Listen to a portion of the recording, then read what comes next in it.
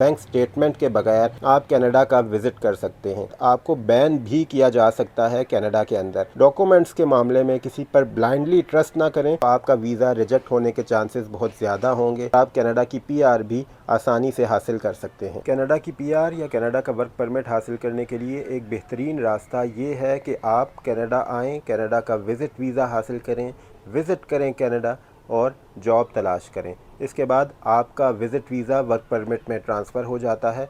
उसके बाद आपको कनाडा की पीआर हासिल करने में काफ़ी आसानी होती है। लेकिन कनाडा का विज़िट वीज़ा हासिल करते हुए कई लोग बहुत सी गलतियां करते हैं जिसकी वजह से उनका वीज़ा रिजेक्ट हो जाता है। आज मैं बात करूंगा उन अहम तरीन डॉक्यूमेंट्स की जो आपको विज़िट वीज़ा की एप्लीकेशन दायर करते हुए जिनका ख्याल रखना चाहिए, जिनको पूरा रखना चाहिए जिन डॉक्यूमेंट्स को, ताकि आपका विज़िट वीज़ा रिजेक्ट ना हो, आपका विज़िट वीज़ा आसानी से लग सके और आप कनाडा आ सकें, अपने विज़िट वीज़ा को वर्क परमिट पे ट्रांसफ़र करा सकें। सबसे पहले हम डॉक्यूमेंट की बात करें तो आपका ट्रैवल डॉक्यूमेंट है जो सबसे मेन और बेसिक डॉक्यूमेंट है, यानी कि आपका पासपोर्ट है। कई लोग विज़िट वीज़ा अप्लाई करते हुए ये गलती करते हैं कि अपना पासपोर्ट जो है वो रिन्यू नहीं करवाते, यानी कि उनका पासपोर्ट एक्सपायरी डेट के करीब होता है, वो विज़िट वीज़ा के लिए अप्लाई कर देते हैं। जब वीज़ा लगता है तो मालूम होता है कि वीज़ा 6 महीने या 1 साल का लगा है, क्योंकि कनाडा वीज़ा वहाँ तक फराहम करता है जहाँ तक आपका पासपोर्ट होगा, यानी कि जहाँ तक आपके पासपोर्ट की एक्सपायरी डेट होगी।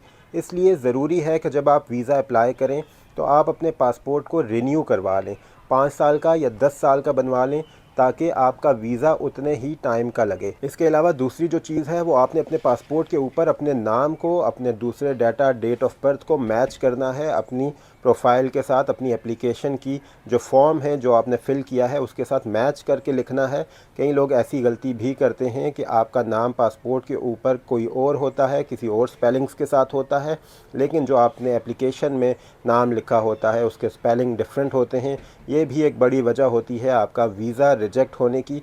ये बहुत माइनर सी, बेसिक सी चीज़ें हैं, लेकिन लोग इसमें गलतियां करते हैं और उनका वीज़ा रिजेक्ट हो जाता है। बाद में उन्हें परेशानी का सामना करना पड़ता है, उनका पैसा भी ज़ाया होता है और उनका टाइम भी ज़ाया होता है। दूसरी जो चीज़ है वो ये है कि आपकी सेहत बेहतरीन हो। जब आप विज़िट वीज़ा अप्लाई करें तो आपको कोई सेहत के मसाइल ना हो। खसूसी तौर पर कोविड के बाद ये ममालिक देखते हैं कि आपकी सेहत बेहतरीन हो, आपको कोई ऐसी प्रॉब्लम्स लाहक ना हो जो यहाँ के रहने वालों को, यहाँ के रिहायशियों को प्रॉब्लम क्रिएट कर सकें, उनके लिए प्रॉब्लम का बायस बन सकें।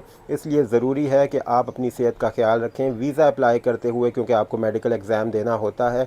आपका मेडिकल एग्ज़ाम क्लियर हो, आपको कोई ऐसी सेहत के प्रॉब्लम्स ना हो, तब जाकर आपका वीज़ा लग सकता है। अगर आपको कोई सेहत के प्रॉब्लम्स होंगे, आपको कोई ऐसी प्रॉब्लम्स होंगी, तो हो सकता है आपका वीज़ा इस चीज़ से भी रिजेक्ट हो जाए। तीसरी चीज़ जो बहुत अहम है कि जब आप वीज़ा अप्लाई करें, कनाडा का विज़िट वीज़ा अप्लाई करें, तो आपका कोई क्रिमिनल रिकॉर्ड नहीं होना चाहिए। क्रिमिनल रिकॉर्ड के साथ साथ आपका कोई ट्रैवल हिस्ट्री में भी कोई ऐसा रिकॉर्ड नहीं होना चाहिए जो नेगेटिव हो। यानी कि अगर आपका कभी वीज़ा रिजेक्ट हुआ है, आपको कोशिश करनी चाहिए कि आप इमिग्रेशन ऑफ़िसर को वो बताएं, अपनी एप्लीकेशन के अंदर वो मेंशन करें, या कोई आपके साथ ऐसा वाक़या पेश आया है इमिग्रेशन के हवाले से, कोई आपने पहले वीज़ा अप्लाई किया है उस हवाले से, तो आप पहले उस रिकॉर्ड को क्लियर करें। अगर आपका कोई ऐसा रिकॉर्ड होगा जो नेगेटिव होगा तो वो भी आपके वीज़ा एप्लीकेशन को अफेक्ट करेगा। हो सकता है कि आपकी एप्लीकेशन रिजेक्ट हो जाए। चौथी चीज़ जो बहुत अहम है वो ये है कि आपने अपने टाइल्स शो करने हैं अपनी बैक कंट्री के साथ, बैक होम अपने टाइल्स शो करने हैं। टाइल्स क्या हैं? अगर आपकी फैमिली, आपके बच्चे मौजूद हैं आपके बैक होम में, बैक कंट्री में, तो आपने वो शो करने हैं। वीज़ा ऑफ़िसर को, इमिग्रेशन ऑफ़िसर को कन्विंस करना है कि आप विज़िट मुकम्मल करके, कनाडा का विज़िट मुकम्मल करके, इनकी वजह से आप अपने मुल्क वापस जाएंगे, अपने बच्चों की वजह से, अपनी फैमिली की वजह से अपने मुल्क वापस जाएंगे। इसके अलावा अगर आपके फाइनेंशियल एसेट्स हैं, आपकी जायदाद है, आपकी प्रॉपर्टी है, तो आपने वो शो करनी है कि आप अपनी प्रॉपर्टी की वजह से, अपने घर बार की वजह से अपने मुल्क वापस जाएंगे। आपका अगर विज़िट है 15 दिन का या 20 दिन का, आप वो मुकम्मल करके अपने मुल्क वापस जाएंगे। आपने ये कन्विंस करना है यहाँ की अथॉरिटीज़ को कि आपने ये विज़िट मुकम्मल करके यहाँ पर परमानेंट रहने के लिए नहीं आना, واپس جانا ہے اپنے ملک کے اندر، آپ کی اگر جاب ہے وہاں پہ تو آپ نے وہ جاب کو دوبارہ سے ری جوائن کرنے کے لیے اپنے ملک واپس جانا ہے۔ اس طرح کی چیزیں آپ نے شو کرنی ہیں، کنونس کرنا ہے امیگریشن آفیسر کو، ویزا آفیسر کو۔ آخر میں ایک اور امپورٹنٹ چیز جو سب سے اہم ہے، جس کے بارے میں بہت زیادہ مس گائیڈ بھی کیا جاتا ہے سوشل میڈیا کے اوپر، بہت سے لوگ مس گائیڈ کرتے ہیں کہ آپ فائنینشیل ڈاکومنٹس کے بغیر بھی کینیڈا کا وزٹ ویزا کر سکتے ہیں، کینیڈا کا وزٹ کر سکتے ہیں، کینیڈا آ سکتے ہیں۔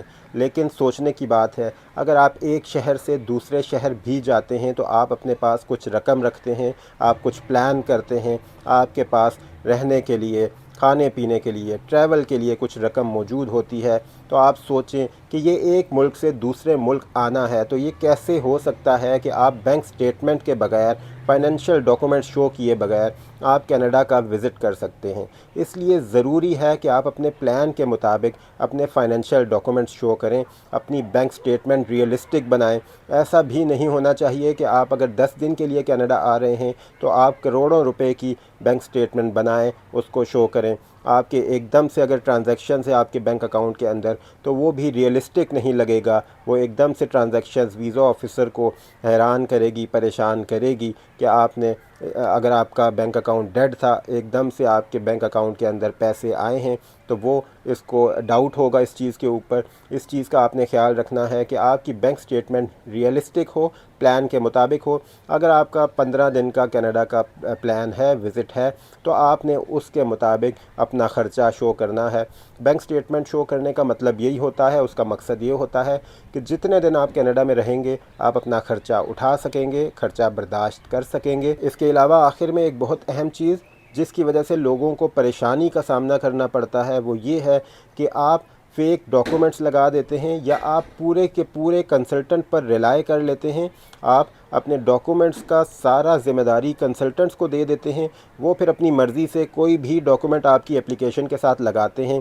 جب معلوم ہوتا ہے ویزا آفیسر کو، جو امیگریشن آفیسر ہے وہ کوالیفائڈ ہے، اس نے اس کے اندر پڑھائی کی ہوئی ہے، اس کا اس کے اندر تجربہ ہوتا ہے، وہ ڈاکومنٹ دیکھتے ہی اسیس کر لیتے ہیں کہ یہ ڈاکومنٹ کتنا ریلائبل ہے، کتنا اوتھینٹک ہے۔ اگر کوئی فیک ڈاکومنٹ ان کو ملتا ہے تو آپ کا ویزا جو ہے وہ ریجیکٹ ہونے کے ساتھ ساتھ آپ کو بین بھی کیا جا سکتا ہے کینیڈا کے اندر۔ تو یہ آپ کو جو بین لگے گا یہ آپ کو افیکٹ کرے گا نہ صرف کینیڈا میں، بلکہ آپ کسی اور ملک کا بھی ویزا اپلائی کریں گے تو وہاں پر بھی یہ آپ کو بری طریقے سے افیکٹ کرے گا۔ اس لیے اس بات کا خصوصی طور پر خیال رکھیں کہ آپ بلائنڈلی کسی کے اوپر ریلائی نہ کریں۔ اگر آپ کسی کنسلٹنٹ کو ہائر بھی کرتے ہیں تو آپ ڈاکومنٹس کے معاملے میں کسی پر بلائنڈلی ٹرسٹ نہ کریں۔ ہو سکتا ہے وہ آپ کے کوئی فیک ڈاکومنٹ ساتھ لگا دے، بینک سٹیٹمنٹ فیک بنا دے۔ اگر آپ اس معاملے میں پکڑے جائیں، ویزا آفیسر کو معلوم ہو جائے کہ یہ فیک ڈاکومنٹ ہے، تو بہت زیادہ کیسز ایسے سامنے آتے ہیں جس پر بین لگا دیا جاتا ہے، جن اپلیکیشنز پر بین لگا دیا جاتا ہے، جن کی پاسپورٹ کے اوپر سٹیمپ لگا دی جاتی ہے۔ پھر ان کے لیے نہ صرف کینیڈا آنا مشکل ہوتا ہے بلکہ دنیا کے کسی اور ملک میں بھی جانا مشکل ہو جاتا ہے۔ تو اس چیز کا بہت زیادہ خیال رکھیں کہ آپ کے ڈاکومنٹ جو ہیں وہ جینون ہوں۔ اگر آپ کہیں سے کوئی سرٹیفکیٹ بنواتے بھی ہیں تو وہ بھی ایسا ہو کہ اگر یہاں سے کال جائے تو وہ اپروو ہو سکے، اس کے بارے میں اگلا بندہ بتا سکے کہ آپ کے بارے میں اس کو معلومات ہوں۔ اگر آپ کوئی بھی ڈاکومنٹ اٹھا کے، فیک ڈاکومنٹ اٹھا کے لگا دیں گے اس امید پر کہ آپ کا ویزا لگ جائے گا، تو یہ الٹا آپ کے لیے مشکل کا باعث بن سکتا ہے، پریشانی کا باعث بن سکتا ہے۔ تو یہ چند بیسک چیزیں ہیں لیکن نہایت اہم چیزیں ہیں۔ اگر آپ ان کا خیال نہیں رکھیں گے تو آپ کا ویزا ریجیکٹ ہونے کے چانسز بہت زیادہ ہوں گے۔ اس لیے ان چھوٹی چھوٹی چیزوں کا نہایت خیال رکھیں ویزا اپلیکیشن ڈالتے ہوئے۔ اور اگر آپ کو کوئی کہتا ہے کہ آپ کا وزٹ ویزا فائنینشیل سٹیٹمنٹ یعنی کہ بینک سٹیٹمنٹ کے بغیر بھی لگ سکتا ہے تو وہ سراسر جھوٹ بولتا ہے۔ آپ اس پر دھیان نہ دیں، وہ آپ کو جھوٹی امید دلاتا ہے، جھوٹی تسلی دیتا ہے، کیونکہ یہاں پر آ کر آپ کو خرچہ کرنا پڑے گا، آپ کو شو کرنا پڑے گا کہ آپ کے پاس اتنے پیسے موجود ہیں جس سے آپ اپنا خرچہ اٹھا سکیں۔ تو فائنینشیل سٹیٹمنٹ ایک بیسک چیز ہے، نہایت ضروری چیز ہے، آپ نے اس کا خیال رکھنا ہے۔ ان چیزوں کا خیال رکھ کے اگر آپ ویزا کی اپلیکیشن دیں گے تو آپ کو ویزا مل سکتا ہے، کینیڈا کا ویزا مل سکتا ہے۔ اس کے بعد اگر آپ کینیڈا آتے ہیں، کینیڈا کا وزٹ ویزا آپ ورک پرمٹ پہ ٹرانسفر کرواتے ہیں تو آپ کے لیے راستے کھل جاتے ہیں اور آپ کینیڈا کی PR بھی آسانی سے حاصل کر سکتے ہیں۔